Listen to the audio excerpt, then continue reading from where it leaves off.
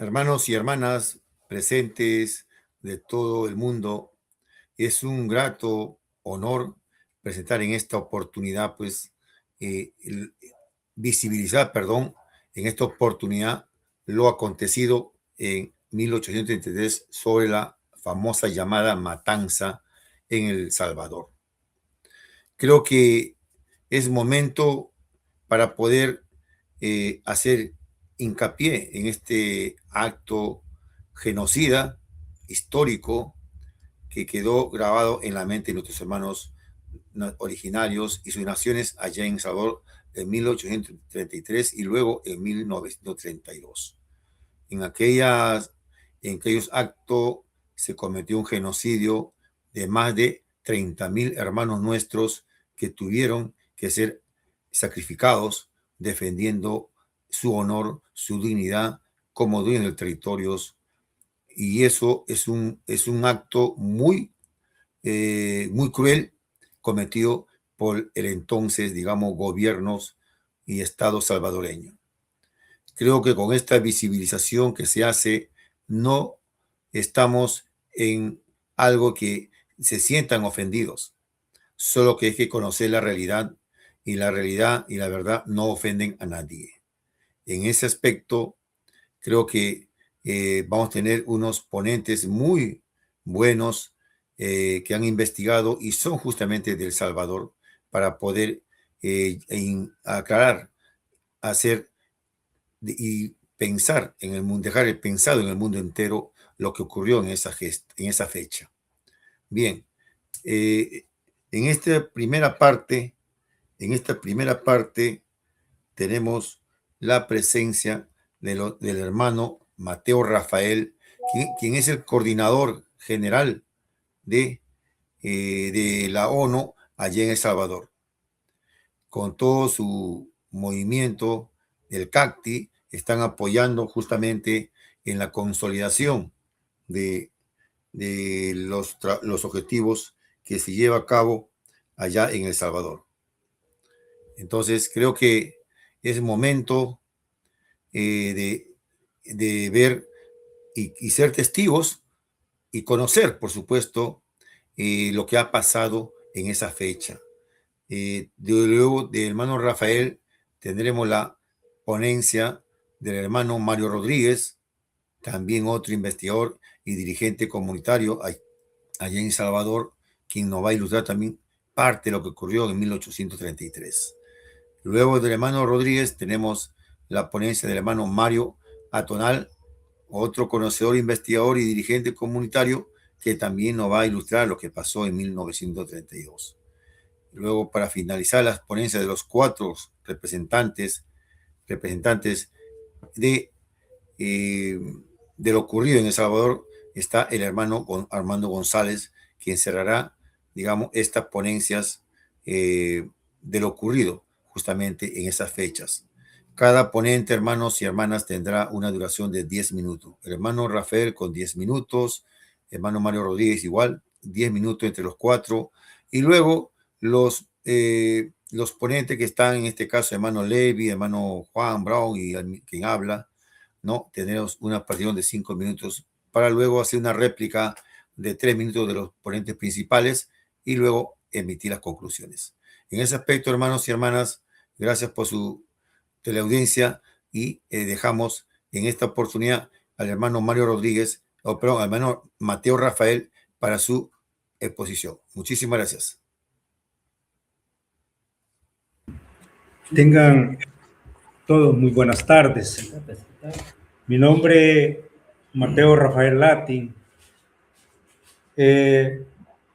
Primeramente, dándole gracias al Creador y Formador del Universo, porque nos permite estar en este momento, primeramente rindiéndole las gracias y a la vez pidiéndole el permiso para que nos dé la oportunidad de hacer posible que la voz de nuestros pueblos, y en este caso del pueblo de Izalco, del pueblo de El Salvador, como Nahuatl Pipil, se haga escuchar a nivel nacional e internacional, ya que por mucho tiempo hemos sido invisibilizados. Primeramente, decirles de que soy el principal de la comunidad indígena de aquí de Izalco, como también vocero principal del Consejo Ancestral de las Comunidades de los Territorios de Cuscatán, o sea, El Salvador, vocero principal. Mi agradecimiento, pues, porque me dan la oportunidad de hacer posible que la voz se empiece a escuchar, porque en el fondo, a más de 500 años de sufrir una invisibilización que en el fondo pues nos ha llevado a estar como estamos, una pobreza extrema seria, pero que en el fondo con esto le estamos diciendo al Estado salvadoreño y a los demás estados del mundo que aquí estamos y estamos vivos y siempre con el propósito de poder decir que la lucha de nuestros pueblos no la callarán, porque en el fondo creemos positivamente en que la herencia cultural, la herencia ancestral que nos dejaron nuestros ancestros, no podemos permitir que se pierda como han luchado por todos los medios que esto se dé. Por lo cual, pues este día le doy gracias al Creador, gracias a todos los hermanos que en este momento están haciendo posible que se escuche nuestra voz, y de esa forma, pues yo le doy la participación a Mario. Él va a empezar a compartir el tema ya más directo, lo que ha sucedido en nuestro caminar como pueblos originarios. Mario.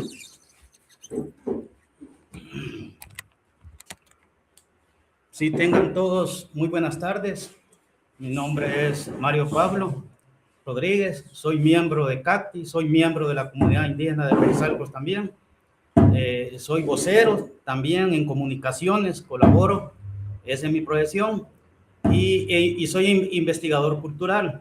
Ahorita yo les voy a exponer quiénes somos, de dónde venimos, porque ustedes se han de preguntar cómo es que existe la etnia de los pipiles.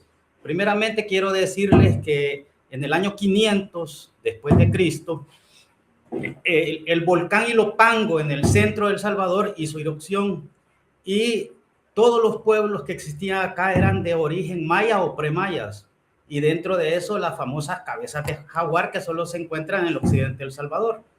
Eso ya hace más de 2000 años. Resulta que del año 500 para acá hace erupción el volcán de Ilopango, deja casi 300 metros, en unos lugares hasta 500 metros de tierra blanca como ceniza, como producto de la erupción, y se acidea la tierra, y por lo tanto emigran todos los pueblos de la zona del occidente salvadoreño. Resulta que al destruirse, al haber una confrontación en Tula, Hidalgo, esto es, lo que les voy a decir está en libros, pero también es de tradición oral para los izalqueños. ¿Por qué les digo para los izalqueños? Porque toda la vida acá los abuelos nos han contado que nosotros somos descendientes de la migración que tuvo Quetzalcóatl, tuvo su migración, y él, con el nombre de Seacaltopilzin, Quetzalcóatl, él migró después de la batalla que tuvo como todos saben, con Quetzaltiploca, y lo que sucede es de que al deshacerse, él fue desterrado porque él incumplió por medio de unas cuestiones que hubieron problemas entre los hermanos, y por la lucha de poder, y porque uno creía en los sacrificios humanos y el otro no, pues se dio la migración. Fue desterrado y él agarró hacia el sur, dice al suroeste, dicen los investigadores mexicanos.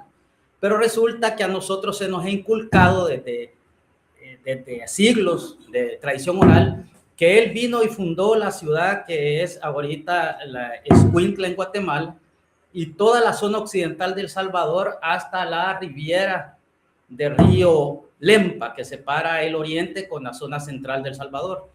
Todo eso fue poblado por los náhuatl, y luego se dirigió hacia el norte, pasando por Copán, dice, y llegando hasta la península de Yucatán. Eso es lo que nosotros tenemos como tradición oral, y se puede confirmar por las tradiciones de lo que es su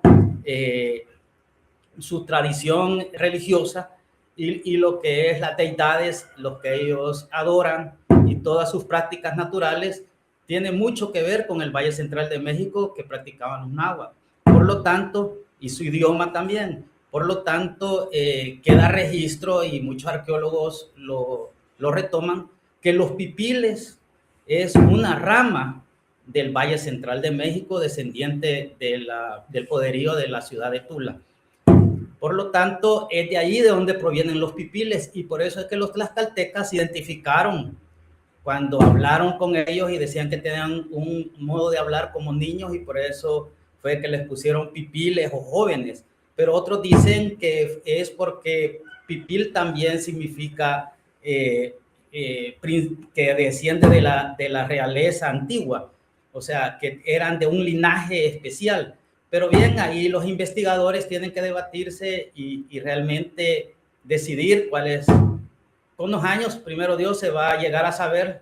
Ojalá que el Creador nos dé esa oportunidad de llegar a saber la verdadera historia o cómo fue que los nahuablantes del Salvador, pues de qué manera es que tienen toda su tradición idéntica a lo del Valle Central de México y descendencia náhuatl, por supuesto. Ahora les quiero hablar sobre la conquista y el terror que hubo acá cuando el peor asesino de los españoles, porque realmente Pedro de Alvarado era un asesino, aquí lo consideraban un demonio, por las razones de que ustedes se pueden dar cuenta que en México, en la Noche Triste, pues él fue el que lo ocasionó, él era un sanguinario, conquistó toda la parte de México y toda la parte sur de México hasta Soconusco, pero el día de ahora también nosotros conmemoramos la desgracia, ¿va? O sea, nos unimos al duelo de nuestros hermanos que fallecieron hace unos 500 años por personas criminales, pues, o sea, pidiendo disculpas a los descendientes, pero la verdad ellos los que lo hicieron fueron unos criminales y pues hoy 6 de junio se conmemora o se enlutece la llegada de los españoles al territorio, lo que es ahora El Salvador. Entraron primero el día 6, lo que es Escuintla, que era parte del territorio pipil, y luego el día 7 sí entraron ya a lo que es el territorio salvadoreño. En la primera batalla que se dio en Acaxual, donde el señor que se creía todopoderoso de don Pedro de Alvarado, pues fue herido en su pierna. Y él mismo en sus narraciones cuenta de que los guerreros pipiles eran numerosos y eran de carácter fuerte. Y claro, su vestimenta a ellos les ocasionó problemas porque era un algodón de 3 dedos de ancho, o sea, era una manta protectora muy pesada que cuando ellos caían, pues costaba que se levantaran. Y ellos tenían el honor de pelear de frente, no cuando las personas corren. Ellos no tenían ese tipo de batalla como la que hacen los españoles, pero los españoles cuando ellos se retiraban y después regresaron, fue que hicieron la mayor matanza porque ellos no peleaban a espaldas. Entonces, quiero que sepan que en esa batalla, pues el señor don Pedro de Alvarado, pues narra el carácter de los pipiles, el carácter y la obediencia, por lo cual él mismo lo dice en las cartas de relación, en la segunda carta de relación, donde él cuenta la historia de la conquista de lo que ahora es el territorio salvadoreño, y él dice de que habían gran cantidad de gente, pues, y gente de lucha, de combate. Por supuesto, él fue herido y tuvo que reposar 5 días en Acajutla, lo que es ahora el puerto de Acajutla en El Salvador, pero en el nombre antiguo Acaxual. Reposó durante 5 días para irse a la batalla de Tacuzcalco. Él peleó en la batalla de Tacuzcalco. Atrás tenemos una pancarta, si la alcanzan a leer. Es un territorio que hasta el día de ahora sigue en problemas. Tacuzcalco es el sitio arqueológico principal de El Salvador, el que lo mencionan todos los libros de historia a nivel mundial, y es el más descuidado del territorio salvadoreño. No hay ni siquiera un parque, no hay un museo, y lo que han hecho es hacer una colonia encima del territorio sagrado. ¿Por qué lo hacen? Porque hasta el día de ahora siguen atropellando los derechos y quieren que nuestras naciones originarias desaparezcan. Claro está que el territorio que El Salvador debería tener como el principal sitio arqueológico y con su museo está completamente abandonado.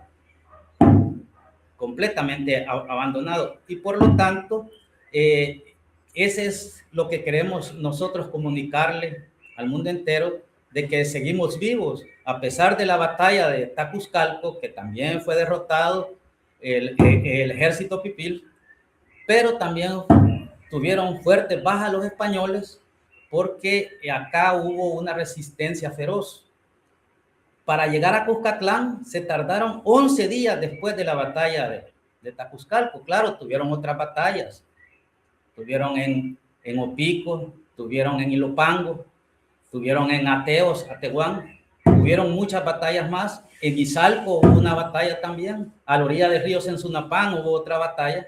Pero ustedes se pueden ver que a través, la historia no miente, a través del tiempo, para poder conquistar un territorio tan pequeño como El Salvador, que son 21,000 kilómetros cuadrados, y una tercera parte es la parte oriente, después de Río Lempa, donde no estaban los pipiles, sino que hermanos lencas, se tardaron 24 años en total para poder quedar El Salvador conquistado, cuando el territorio de los cachiqueles, los quiché, en Guatemala se tardaron entre el 11, porque fueron varias visitas, pero se calcula que se tardaron como 22 días o 24 días por todo. Acá fueron años de lucha en un pedacito, y Pedro de Alvarado lo dice, que él se tuvo que regresar y sus hermanos continuaron con la campaña porque era demasiada gente de guerra y demasiada gente con ganas de luchar y ser independiente. Y por lo tanto esa sangre sigue igual. Por eso es que dicen que nosotros los salvadoreños, pues sí, somos un poco necios, pero tenemos carácter. Y eso es lo que nosotros queremos que el mundo sepa, que aquí estamos, a pesar de que los gobiernos no nos apoyan, nos hacen a un lado o se hacen los que no nos conocen, pues tenemos la resistencia, existe la alcaldía del común, que viene de la descendencia, viene del legado de los príncipes, por decirlo así, aunque esos eran los calpulis, vienen de altepes que son, que tienen su descendencia y su sangre en las cofradías que conforman la alcaldía del común, el único gobierno ancestral que tiene sus bases, tiene su gente. Aquí estamos algunos, no tuvimos la oportunidad de traer a otras personas por la forma como se está haciendo el comunicado, pero déjenme decirles que esta lucha sigue adelante, y la demostración de eso lo va a decir el hermano Mario, que le voy a pasar ahorita la palabra, el hermano Mario, para que les cuente sobre cómo continúa la lucha de nuestra raza, los pipiles del Salvador. Muy buenas tardes, hermanos. A nivel mundial, un saludo de hermanos. Sí, voy a continuar con respecto a la resistencia de nuestros abuelos. Después que el hermano les ha contado, pues continúo yo con la insurrección de 1833. En el año de 1821 se da la mal llamada independencia, donde los criollos, pues, desde el 1821 a 1833, los criollos agarraron a nuestro pueblo, lo tomaron como esclavitud, pues, y en esos 12 años aparece en 1833 el abuelo Anastasio Aquino, de ver de tanta injusticia que se daba con el pueblo indígena, pues en ese año, a comienzos de ese año, en enero, toman de prisionero al hermano de él, llamado Blas Aquino. Le ponen un cepo en el cuello y le incrustan las manos en el mismo cepo y lo fue azotado cruelmente, casi asesinado. De allí vino Anastasio, y dice que no era posible que el pueblo siguiera sufriendo. Pues él acumuló como a 3,000 hombres, 3,000 hermanos indígenas, hizo el levantamiento indígena, tomándose los cuarteles de San Vicente, Chalatenango, Sonsonate, era Izalco. Luego pues siguió la lucha, que no, luchas sangrientas también, ya que Anastasio siempre decía que llevaba la sangre de Atonal, pues él seguía en sus luchas. Y fue de no parar, hermanos, hasta que él viene y en esa lucha entra a la iglesia El Pilar, toma la corona de la imagen de San José, se la pone en su cabeza y se proclama rey de los Nonalcos. Días después fue tomado. Hasta que se reintegren los hermanos de El Salvador, yo le agradecería, por favor, si el hermano Levi podría ya estar en la mesa y por favor podría hacer sus impresiones en 10 minutos. Gracias, hermano. Hermano Levi, adelante. Muy buenas tardes, Silvio. Un saludo a todos quienes nos ven. Mari, Pupeñi, Punamien.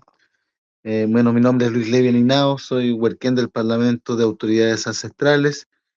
Bueno, hoy día estamos acompañando el foro organizado por la ONU, relevando también la memoria histórica.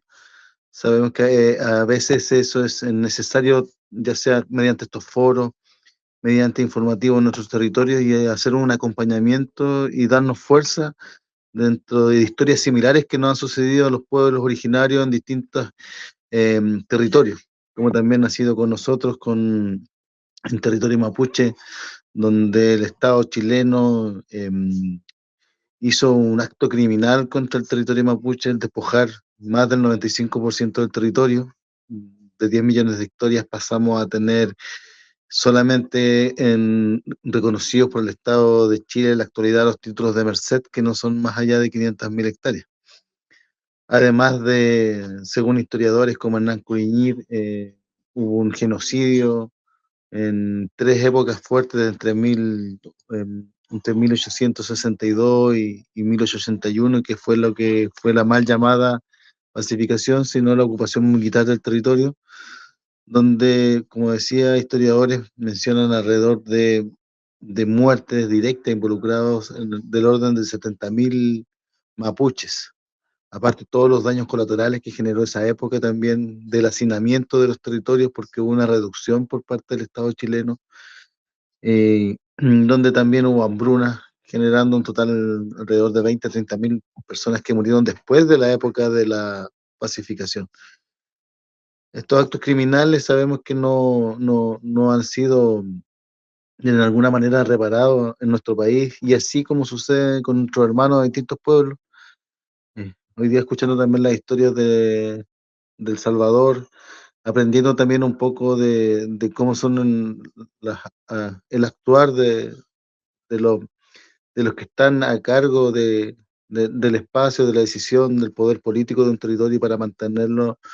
No piensan ni miden las consecuencias ni un minuto, más allá de ir conservando su estatus, su poder, y bueno, en desmedro de los pueblos originarios, como ha sido históricamente acá en nuestro territorio en Sudamérica, y muchos donde hubieron pueblos originarios. Entonces, nos hace mucho sentido lo que sucede en los territorios, en otros países, y así que nosotros contar desde nuestra experiencia cómo se han ido logrando algunos avances, Hoy día estamos en un proceso complejo también como país, están peligrando también las actuales tierras indígenas, que si bien no se consideran en su completo, que son 10 millones de hectáreas, sino como indicaba los títulos de merced, realengo y comisario, que son alrededor de 500.000 hectáreas, igual están corriendo un riesgo porque hoy día se busca que esas tierras indígenas pasen al libre mercado, que se puedan vender, que puedan ser hipotecadas, específicamente lo que está proponiendo el gobierno. Y obviamente como no hay una educación financiera a nivel país y más aún también en los sectores rurales y los pueblos originarios, es una amenaza permanente que se está repitiendo como si fuera siglos atrás en procesos anteriores, cuando estaba Pinochet en la dictadura, cuando se querían proponer leyes que buscaban eh, que, que el territorio indígena entrara al mercado normal acá en el territorio, porque hoy día las tierras indígenas no se pueden vender solamente a otras personas que no sean indígenas, solamente indígenas, ¿no? Entonces, estamos viendo también una avanzada desde acá, desde la política actual del país, en volver también a ocupar estos espacios con el fin también de ocupar de nuestros recursos naturales que hoy día son protegidos por los diferentes LONC, autoridades, comunidades y LOF que se encuentran en los distintos territorios del pueblo nación mapuche. Es un sentir permanente, estamos en búsqueda de soluciones también y, como les digo, darle el Nehuen desde acá y seguir apoyando en estas redes, difundiendo algo que se repite de manera permanente con los pueblos originarios y haciendo una memoria. Hay que hacer una memoria, una historia y de alguna manera buscar la justicia dentro de lo que se puede alcanzar. Eso dentro de lo que pudimos también alcanzar a escuchar en la presentación. Espero que vayan también saliendo otras opiniones y tal vez cuando ya estemos prontamente encontrándonos en este encuentro internacional que vamos a tener en agosto, poder conversar ya de manera más presencial y tener otras sensaciones, percepciones de la experiencia de nuestros hermanos.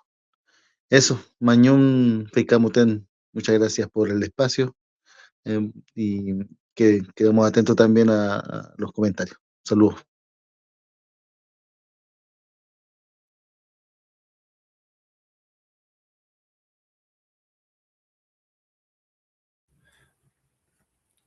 Bien, gracias, hermano Levi, la Nación Mapuche.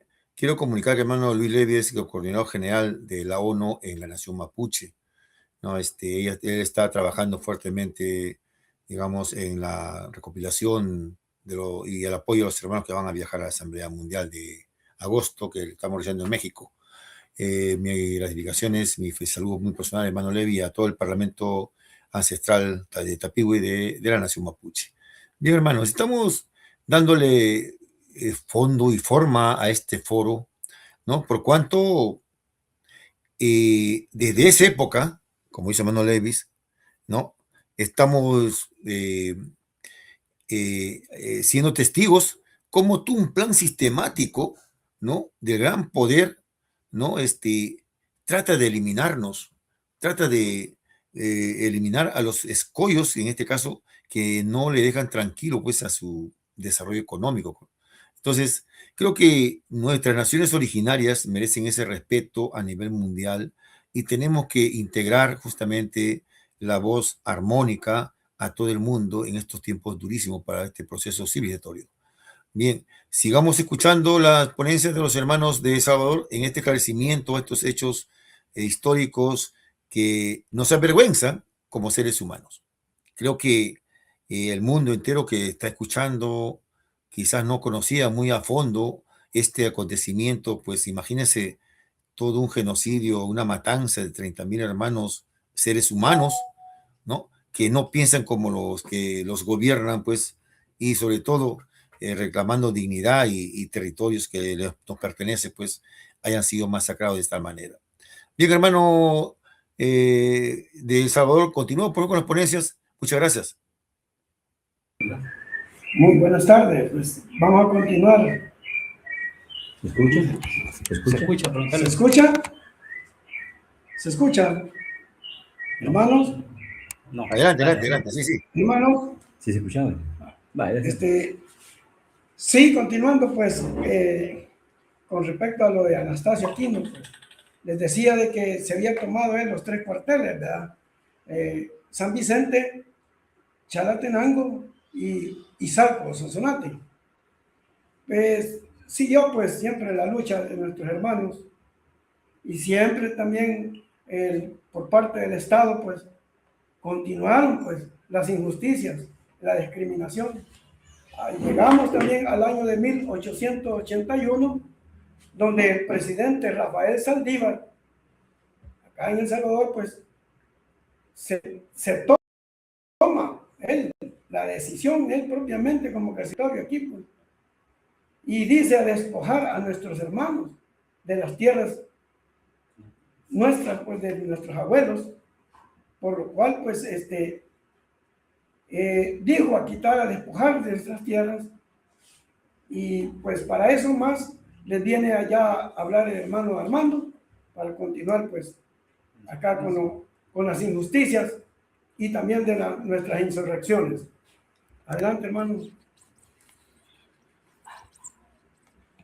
Yektutak numanuan, teheme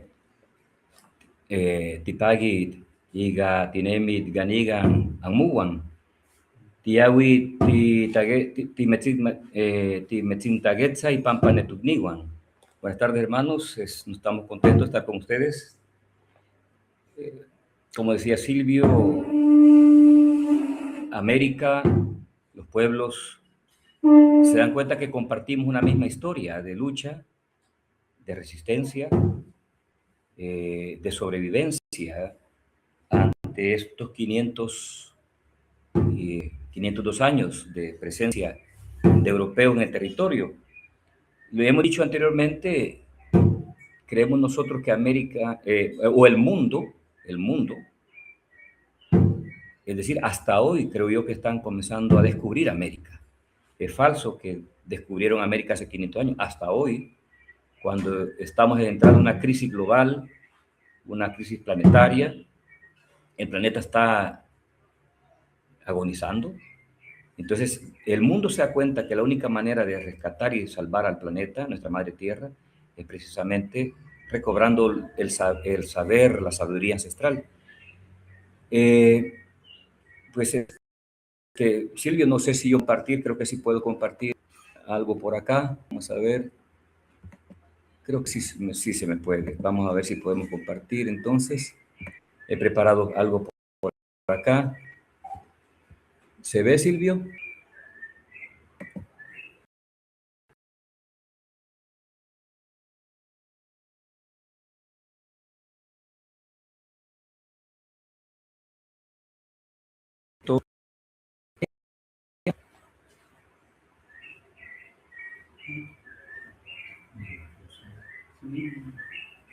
No sé, Silvio, si me puede indicar. Bueno, supongo que está... Y hermano Armando, tienes que hacerlo en tu propia máquina. Tienes que hacerlo en tu propia máquina. Bueno, entonces sí creo que sí. Si tú no tienes que generarlo para que salga, yo no puedo hacer eso. El programa está para darte toda la información. De que después de la rebelión de 1833 pasaron 100 años donde las condiciones de vida de los pueblos nuestros abuelos, siguieron igual y a veces quizás hasta más complicadas, de manera tal que viene una rebelión, Nahuapipil, la rebelión de nuestros pueblos, que se rebelan contra los gobiernos locales y el gobierno nacional. Y después de esa rebelión, que duró fue un 22 de enero de 1932, esa rebelión se toman los gobiernos locales, imponen sus propios gobiernos, los pueblos originarios, y vamos a ver. ¿Sí? ¿Se escucha? Entonces, duró nada más como 5 días cuando vienen entonces las fuerzas gubernamentales y comienzan a ejecutar una masacre. Masacre y la discusión está si fue un genocidio o un etnocidio, y tal vez si hay un momento de discusión, de preguntas y respuestas, podríamos ir aclarando eso. Van a ver aquí esta imagen, aparece precisamente una fotografía de esa época hace casi 95 años, aparece allí en el centro precisamente de pie frente a las personas con armas, con fusiles. Él es Francisco Sánchez, un dirigente indígena, era uno de los máximos líderes de Huayúa, que ahí está capturado ya y va a ser precisamente fusilado como una manera ejemplarizante, ¿verdad?, frente a la comunidad. A continuación, precisamente, también se ve aquí una muestra de cómo fue de cruel esa masacre, ¿verdad? Ahí van a ver ahí abuelitos nuestros, abuelos, que fueron primero capturados, luego torturados y finalmente asesinados, fusilados. Para que tengan una idea, yo creo que América tiene que ir conociendo sobre este acontecimiento que ocurrió. Aquí también tenemos la imagen de José Feliciano Ama, también algunos lo consideran como un líder indígena que también fue capturado, fue torturado y finalmente pues murió por las torturas, y su cadáver fue colgado en la plaza central de Izalco como una forma ejemplarizante. Casi lo mismo que hicieron con Anastasio Quino cuando lo decapitan, ¿verdad? Y lo pone así en exposición para que, como una lección, ¿verdad?, como una lección lo que le puede pasar a aquel que se atreve a enfrentar el poder. El tiempo es corto, yo sé que hablar sobre un acontecimiento histórico es sumamente difícil, y aquí tengo un esquema donde este acontecimiento se puede interpretar, pues, analizando las causas que motivaron primero la rebelión, ¿verdad? Porque hay que entender que alguien se atreva a rebelarse, a tomar armas y rebelarse contra un gobierno, no es cosa cosa de juego de niños. Tuvo que haber algo fuerte que los obligara a eso. Y hay que aclarar también que cuando hablamos de armas, estamos hablando de pueblos que las armas eran los machetes, palos, ¿verdad? Y así como ellos se rebelan, nuestros abuelitos. Entonces, hay varios aspectos, aquí aparecen 4 aspectos importantes que son causas o aspectos históricos sociales. El primer aspecto es precisamente la expropiación, la extinción de dominio de las tierras comunales y ejidales, un decreto legislativo en el año de 1881, donde se le exigía a toda aquella persona poseedora de bienes inmuebles tener que demostrar ante el Estado la tenencia legal. Pero en un pueblo donde no existe la propiedad privada, donde todo es para todos, la tierra es comunal, eso era imposible. Entonces era una trampa que se presentó, porque pusieron plazo. Entonces, cuando las comunidades indígenas no pudieron, pues, sí, demostrar una tenencia legal ante el sistema de la República, ¿verdad? Entonces comenzaron a expropiar las tierras comunales y ejidales, tierras que la comunidad pues disponía para vivir y sobrevivir, ¿verdad? Entonces, prácticamente le están quitando la vida a nuestros pueblos. Eso, estamos hablando de 1881, era presidente de la República el doctor Rafael Saldívar. Eso vino como a agudizar más las condiciones de vida de los pueblos. Aspectos históricos sociales. Voy a pasar acá para que vean. Creo que las imágenes hablan más que las palabras. Vean acá. Esta es una imagen. Es una fotografía tomada en 1896 por un sueco, un antropólogo sueco que vino a estos territorios. No, Carl Wilhelm Hartmann. Él venía a hacer un estudio y encontró esta realidad. Yo creo que esta imagen nos puede decir, porque esto no fue una imagen preparada, sino que Carl Wilhelm Hartmann captó esa realidad. Solo vean ahí, estos son nuestros tatas, nuestras nanas, las condiciones de vida en las que vivían nuestros pueblos, ¿verdad? Fueron obligados a vivir así. Aquí vemos algunas nanitas, madre e hija y nieta, ¿verdad? Donde este antropólogo precisamente tomó esas fotografías de nuestras nanas, ¿verdad? Y ustedes pueden ver precisamente la complexión física, pueden ver ahí las condiciones, ¿verdad? Con las que se vivía. Entonces, precisamente eso vino a agudizar más, el quitarle la tierra a nuestros abuelos vino a agudizar más. Luego está otro aspecto, voy a ir más rápido por cuestión de tiempo, tal vez después tenemos el segundo aspecto, que es una demagogia. La demagogia que consistía en un incumplimiento de las promesas populistas ofrecidas por el Partido Laborista durante la campaña electoral de 1929, 30 y 31. En esa época, precisamente, el ingeniero Arturo Araujo era candidato del Partido Laborista y de alguna manera estaba como haciendo una propuesta de llegar al poder, al gobierno nacional, y vencer precisamente a la dinastía Meléndez Quiñones y los que sustentaron el poder durante muchos años. Y entonces resulta que el Partido Laborista se apoyó de una doctrina que nosotros acá en El Salvador le llamamos la doctrina maferriana, de Maferrer, donde él decía que para vivir en condiciones dignas de vida humana, pues habían ciertas cosas, vivienda, salud, educación, comida, etcétera, etcétera. Entonces, este señor, el ingeniero Arturo Araujo, retoma la doctrina maferriana, le llaman el minimum vital, y lo usó como promesa electoral, como una propuesta electoral, pero demagógicamente. Ofreció regresar las tierras que les habían expropiado las comunidades, ejidales y comunales, regresarlas. Eso permitió que él ganara las elecciones en 1931, ganó las elecciones como Partido Laborista, pero fue incapaz de cumplir con esas promesas. Y viene también otra situación, fíjese bien, que es el literal C, que viene precisamente la agudización económica mundial. En esos años se experimentó una depresión económica mundial. Y por supuesto, nuestro país, que tenía el monocultivo del café, todo dependía, la economía nacional dependía del monocultivo del café, precisamente entró en crisis. Y por supuesto, como siempre ha sido, la crisis es trasladada sobre la espalda de los más pobres.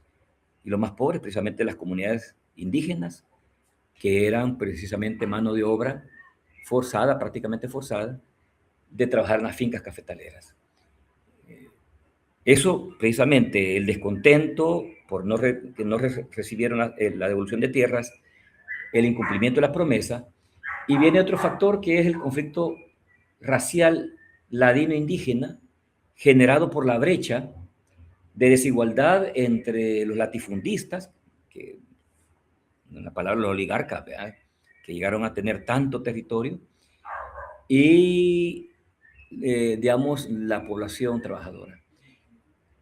Aquí van a ver ustedes en el literal C, precisamente está la depresión económica mundial, la caficultura como monocultivo, el desempleo y falta de trabajo, la hambruna, que eso generó hambruna en las comunidades, y por ahí también algunos se atreven a interpretar esto, que en el 1 de abril de 1930 fundan el Partido Comunista.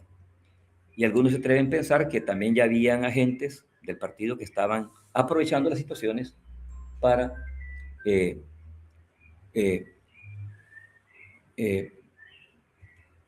me voy a apresurar entonces. Para que tengan una idea, aquí tenemos un mapa en 1879, para que vean. En 1879, estamos hablando quizás como 12 años antes de la expropiación de tierras de 1881. Aquí estaba cómo estaban repartidas las tierras, miren, cómo estaban poseídas las tierras.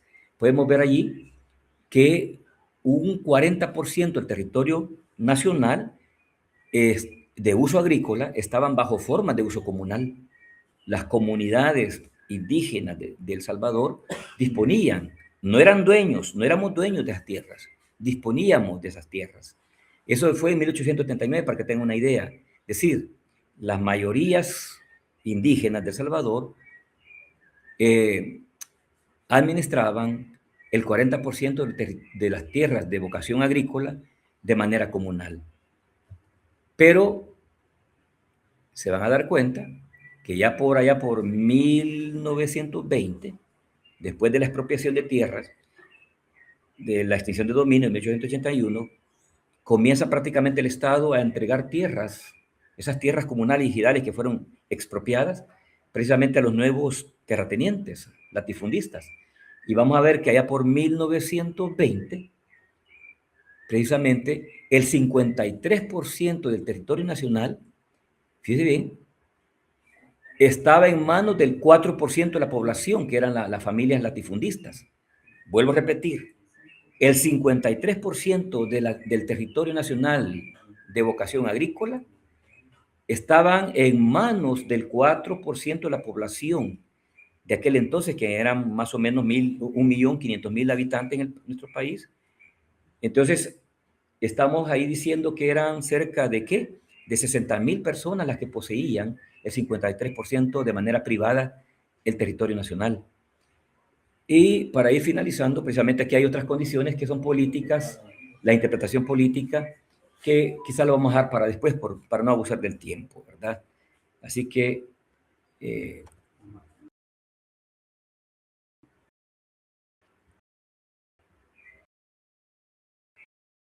si va a haber preguntas y respuestas.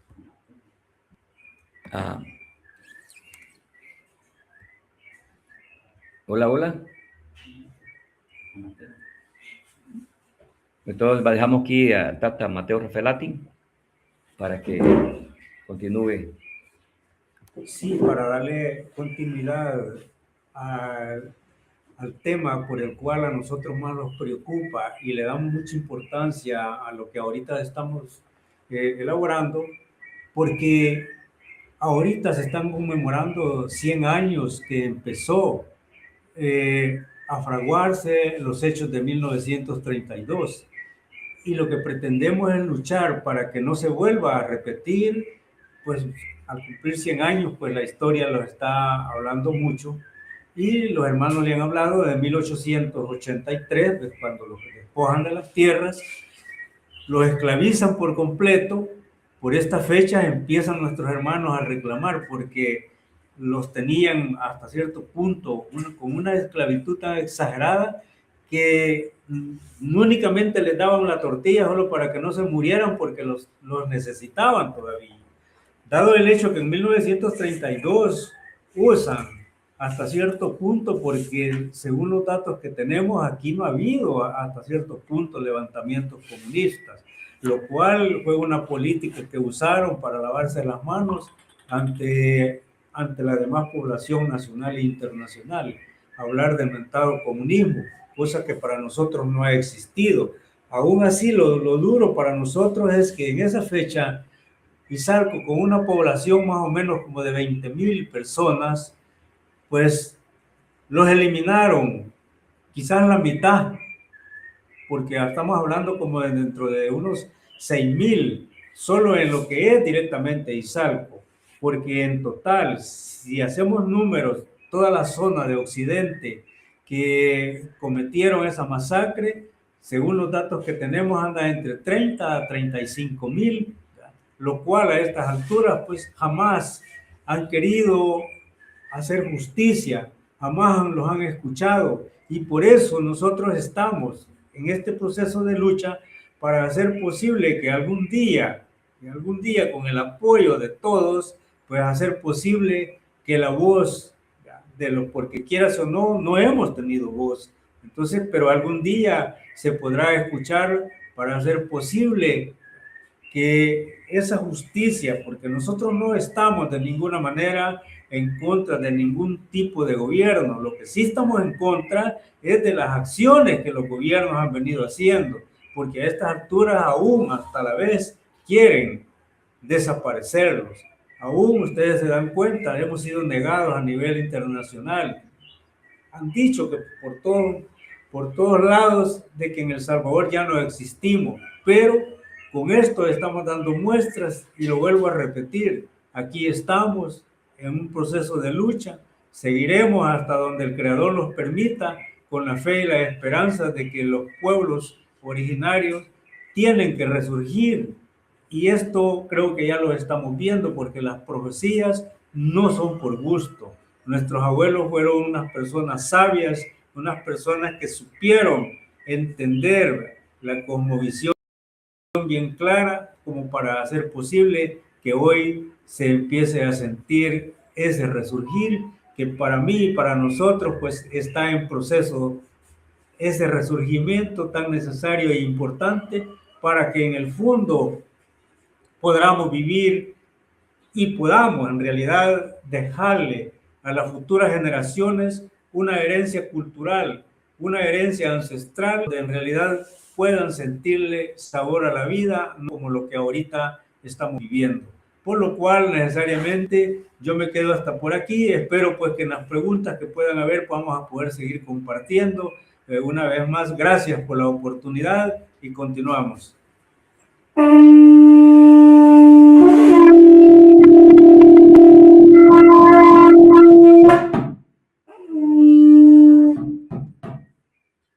Bueno, Silvio, ahí tiene la palabra, Silvio, le devolvemos la palabra.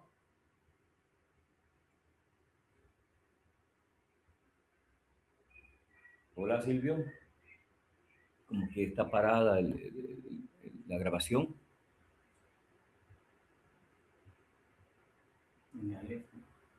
Sí, pero no está corriendo acá.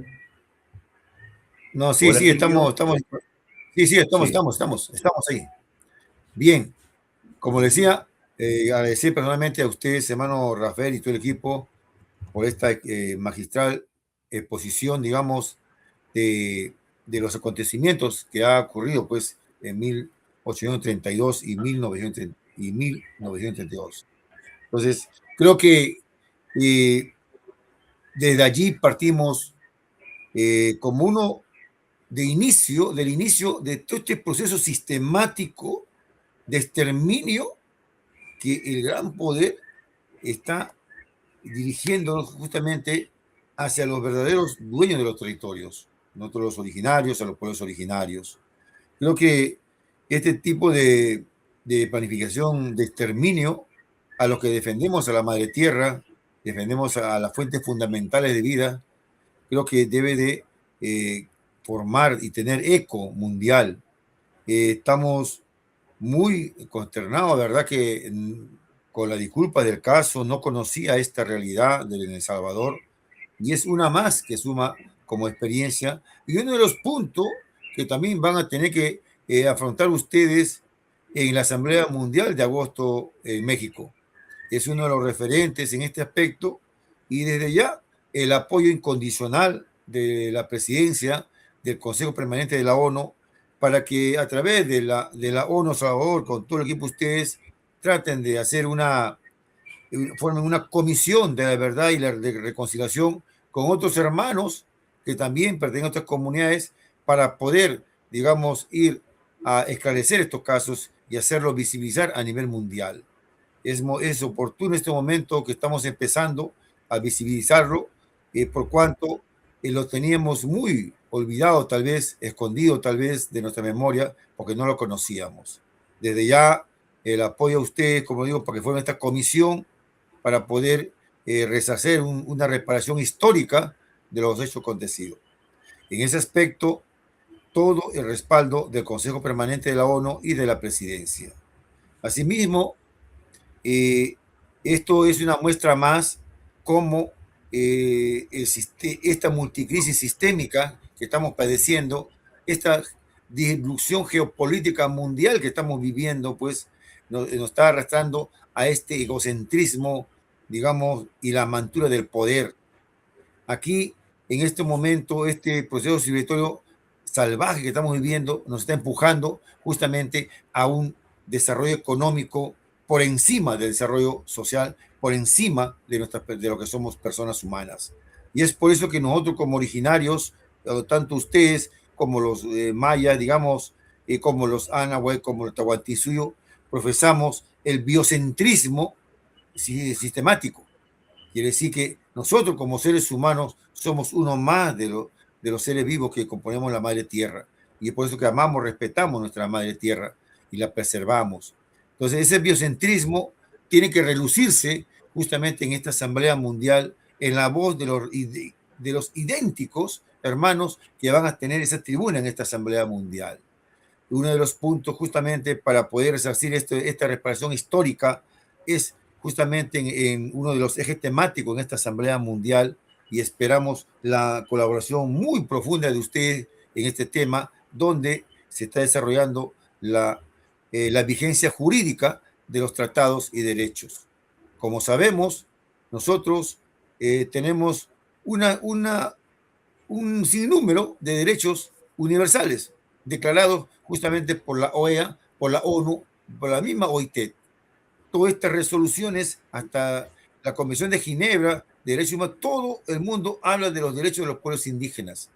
Pero hermanos, en esta mesa temática vamos a tratar este tema para resarcir esta reparación histórica, donde vamos a emitir una declaración vinculante, México 2026, para que el mundo entero conozca estos hechos y sobre todo la propuesta nuestra, de todos los originarios, de que todas estas declaraciones emitidas por estos entes internacionales tienen que ser vinculantes en las constituciones de cada país, por lo cual solamente son declarativas. Quiere decir que si el gobierno o el presidente de un país lo toma o no lo toma, y como decimos acá, no pasa nada. Pero si es vinculante, sí. Y esta es una de las propuestas de esta Asamblea Mundial, donde el mundo escuchará justamente a las voces de todo lo que estamos representando a nuestros pueblos originarios. En ese aspecto, hermano, mi eterno agradecimiento de que tenemos que llevar esta voz de la integración, tenemos que llevar esta voz de la armonía mundial. Vamos con mucha paz, con mucha cultura de paz en nuestros corazones. Vamos a aplicar nuestra sabiduría diplomática de la integración. Estamos en tiempo de integrar todo, no estamos en tiempo de invadir, de destruir, porque si vamos a ser cómplices de las destrucciones de la madre tierra, de la humanidad misma, ya que estamos en este proceso iniciado de la deshumanización a causa justamente de estos sistemas ideológicos y políticos eurocéntricos. Entonces, ¿dónde qué? Donde nos han convertido hasta en asesinos, nos matamos entre hermanos, tenemos fronteras minadas, que construimos armas de destrucción masiva y celebramos la ciencia tecnológica como si fuese un elixir de la vida. Entonces, eso tenemos que parar, hermanos. Tenemos que vivir como hermanos todos. Tenemos que eliminar fronteras porque todos somos hijos de la madre tierra y tenemos que saber aprender a vivir en armonía. Y justamente todos estos temas, hermanos, y esto lo que ustedes han ilustrado, se va a tomar, digamos, de mucha importancia en estas mesas temáticas. ¿Para qué?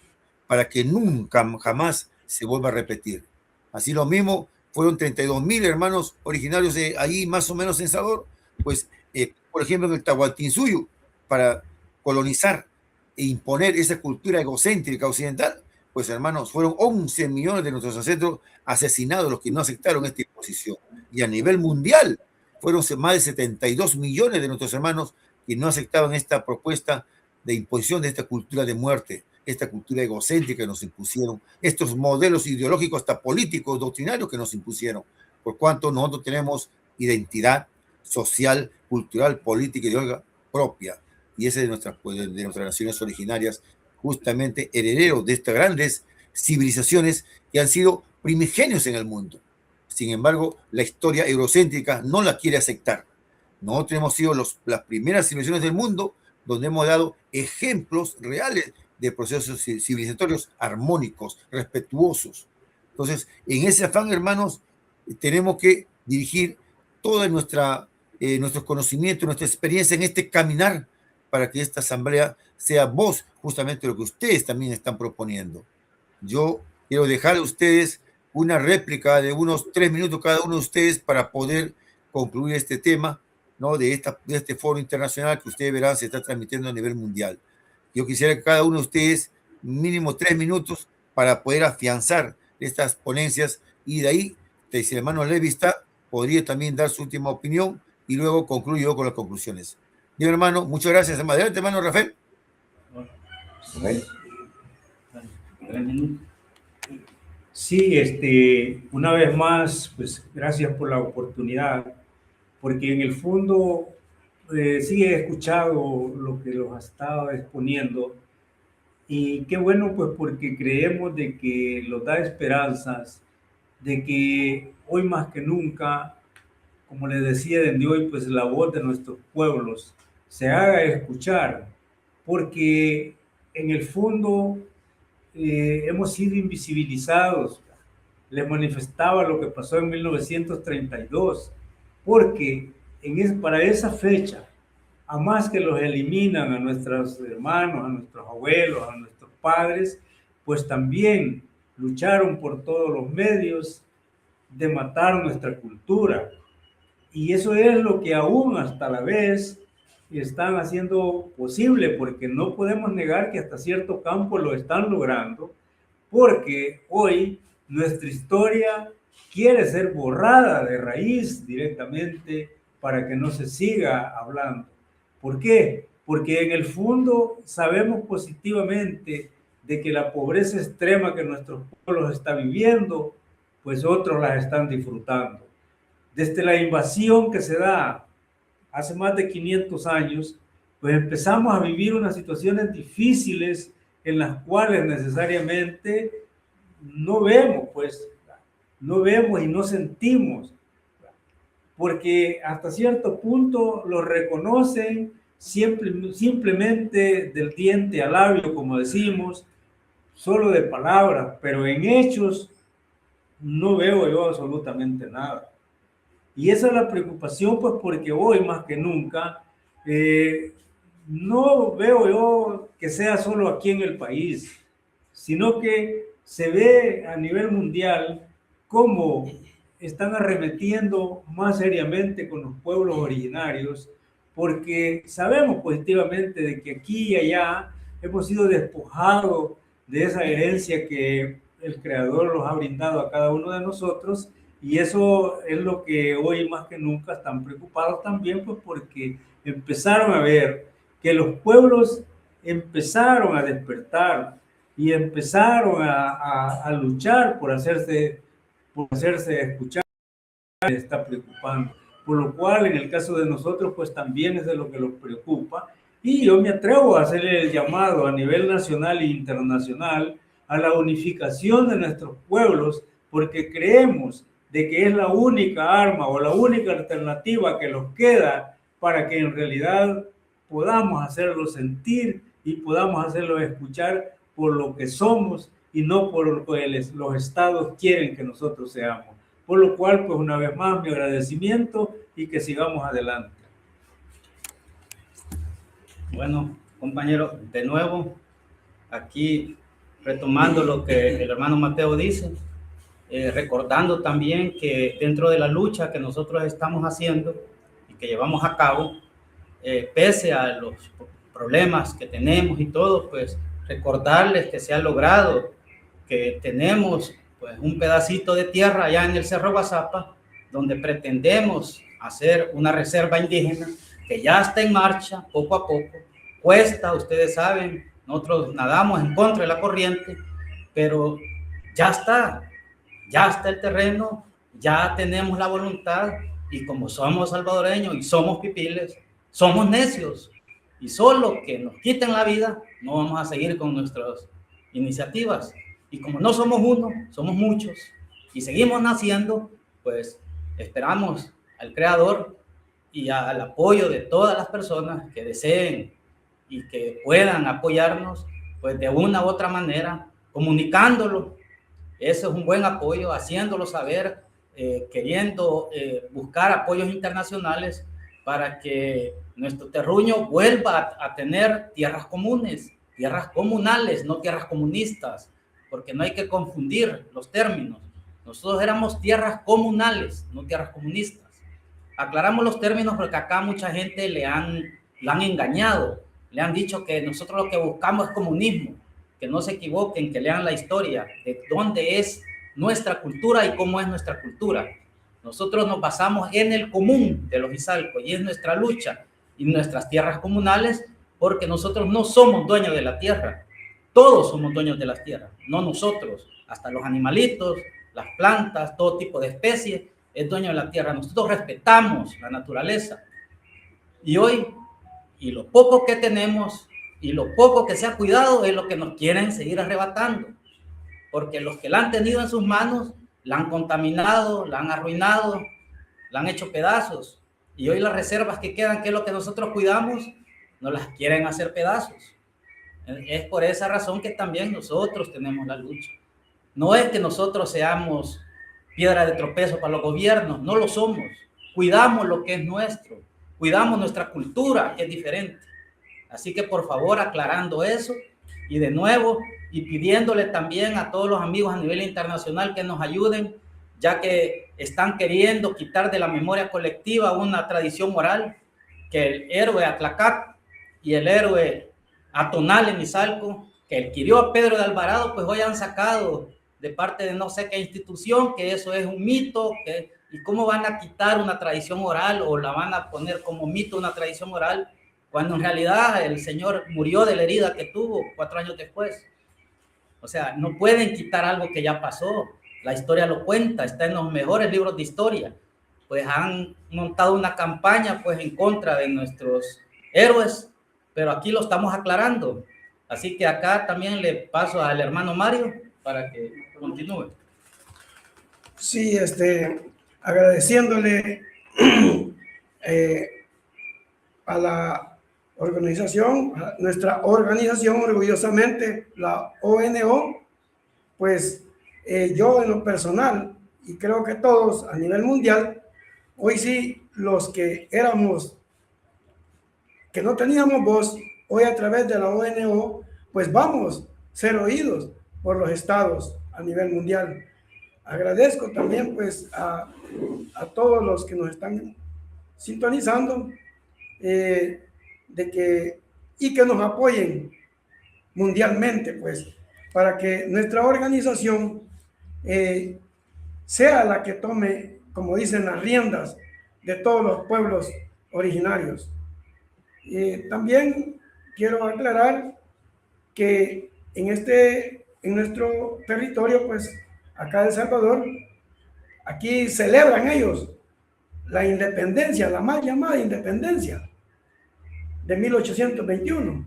Pero nosotros también como indígenas conmemoramos el mes de la resistencia, lo que es en este mes de junio, por lo cual pues me siento contento que se dio este foro, pues por decirlo así, para dar a conocer que ha iniciado para nosotros la conmemoración de junio de 1524, donde en 2 batallas, dice el tal Pedro de Alvarado, las más sangrientas que él pudo tener, una carnicería completa, dice, las que dieron en Acaxual y Tacuxcalco, comandada por nuestro gran líder indígena, Atonal, así como la dieron allá en Sudamérica, Guaypuro y otros más líderes que deben de permanecer vivos en nuestra mente y nuestro corazón. Muchas gracias, hermanos. Bueno, solamente decirles que también nos acompañó en este conversatorio también 2 hermanos más. Está ahí en mis espaldas está el hermano Luis Guillén, y también está por acá Tito Pililla, un hermano nuestro muy apreciado por la comunidad. Solamente decirles pues que nosotros que estamos acá y los demás hermanos que están en las diferentes comunidades náhuatl pipil somos productos de un proceso histórico y estamos enfrentando un presente muy difícil, un presente global, un presente local muy difícil, y por supuesto tenemos un futuro incierto, pero que sí tenemos la misión de poder enfrentar ese futuro, pues volviendo a la comunalidad, llevando la vida común, recuperar la vida común. Y termino diciendo una cosa: estamos muy contentos porque la delegación que irá al encuentro mundial allá en México, como ONU, los hermanos que van acá de este territorio, van precisamente con ese legado, con esa legación, con ese mandato de parte de las comunidades, llevan esa voz a decirles que aquí estamos resistiendo. Somos descendientes de los antiguos pobladores del territorio, llevamos ocupando de manera ininterrumpida por lo menos 3.200 años este territorio. Un abrazo para todos y esperamos seguirnos viendo en los senderos de lucha. Muchas gracias, hermano. Muchas gracias, hermano Salvador. Sí, muchísimas gracias a ustedes. Bien. Y, hermano Levi, por favor, hermano Levi. Luego ya.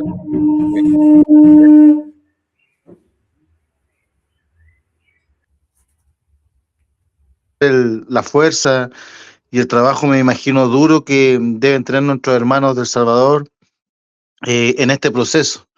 Son procesos largos, de largo aliento, hay mucho que hacer. Lo importante como mensaje, más bien, es no perder tampoco, y lo mencionaron ustedes bastante bien, respecto a nuestra como visión, nuestra espiritualidad de cómo vemos el mundo. Antiguamente, antes de que el territorio mapuche acá fuera invadido por el Estado chileno, no había propiedad privada, había otro entendimiento, y eso es algo muy común entre los pueblos originarios, en estos procesos también de resistencia, porque también es un componente espiritual, un componente de nuestro kimun, de nuestra sabiduría, y que uno como joven también tiene que ir relevando y acompañando este proceso de resistencia y de lucha, porque para que esta lucha no solamente sea por una tierra en específico, sino una claridad como la tienen nuestros hermanos respecto a nuestra cosmovisión, nuestra filosofía y nuestra forma de ver el mundo y todo lo que nos rodea. Así que, harto Nehuen, difundiremos lo que hoy día ustedes nos han informado. Esperamos generar las redes de contacto para poder ir sociabilizando las distintas demandas de los pueblos originarios en distintos países.